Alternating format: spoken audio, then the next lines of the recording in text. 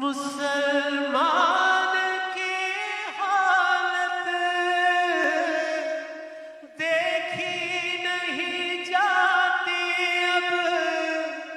मुसलमान की हालत, मुसलमान की हालत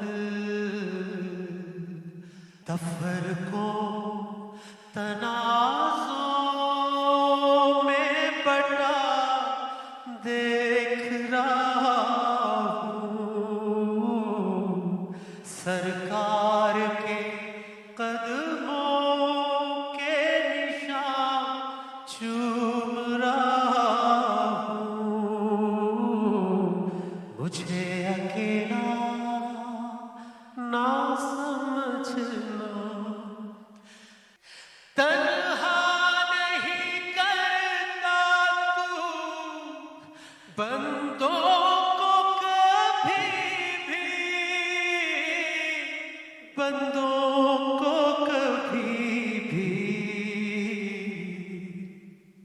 कुरान के वादों में लिखा देख रहा हूँ। मुझे अकेला